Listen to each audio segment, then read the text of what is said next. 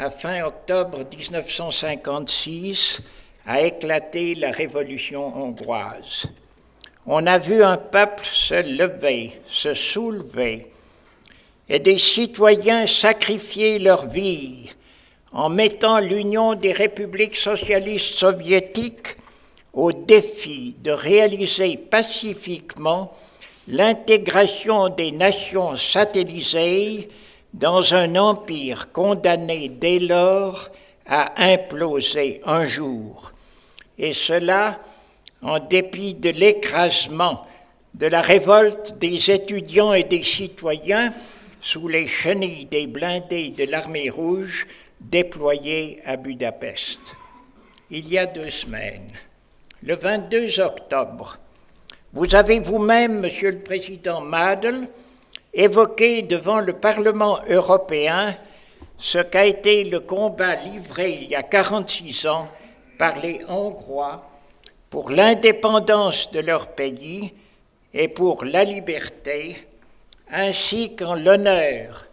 de ce que signifie pour eux la couronne de Saint-Étienne, dont le symbole se trouve exactement derrière vous, Monsieur le Président. Et vous avez souligné que ce qui s'est alors passé en Hongrie n'a pas seulement été un tournant dans l'histoire de votre pays, mais l'a été aussi pour l'histoire de l'Europe elle-même. Le sang versé se transformait en ferment propice à la libération du territoire et au rétablissement de la démocratie, condition nécessaire aux retrouvailles célébrées aujourd'hui. Nous saluons en votre personne, Monsieur le Président Madl, et en celle de Madame Lalumière et de Monsieur Landaburu, des bâtisseurs de l'Europe unie qui ont eu le privilège de contribuer et qui ont le privilège de contribuer aujourd'hui à réaliser dans leurs responsabilités respectives leurs rêves, leur anticipation et l'objet de leur engagement de toujours au service de l'ensemble des Européens réunis et de la sauvegarde de la paix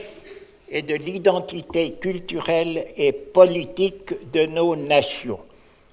Ainsi, ces retrouvailles, à la préparation desquelles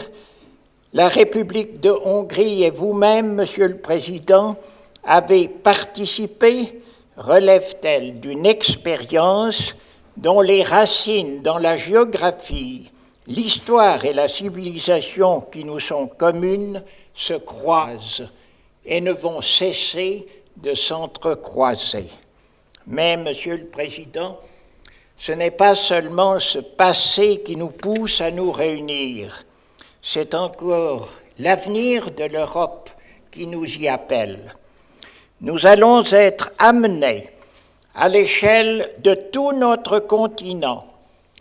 dans un monde vivant sa propre mutation, dans le désarroi, dans l'explosion de la violence, dans la réaffirmation de la primauté de la puissance militaire et dans la peur, à nous engager de toutes nos forces, celles de l'esprit et de la responsabilité citoyenne et civique, à poursuivre l'essentiel de l'action à laquelle Jean Monnet et Robert Schuman nous ont demandé de participer dès 1950, lorsqu'ils nous ont montré que faire l'Europe, c'est faire la paix, et lorsque Jean Monnet a tenu à préciser aussitôt, nous ne coalisons pas des États, nous unissons des hommes. Instaurer et sauvegarder la paix aura été l'objectif essentiel des fondateurs et de leurs successeurs durant le demi-siècle écoulé. Il appartient aux générations qui vont se suivre d'ici 2050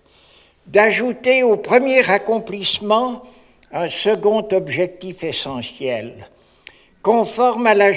au génie de notre continent, fort de l'union que ses citoyens et ses peuples conquièrent sur eux-mêmes,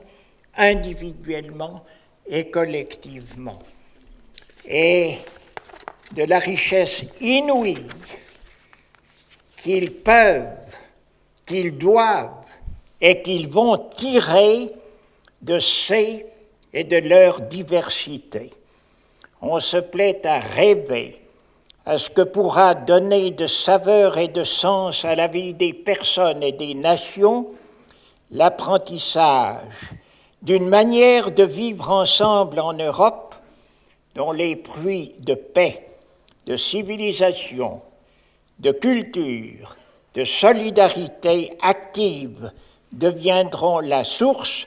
du plus beau des rayonnements dans le monde.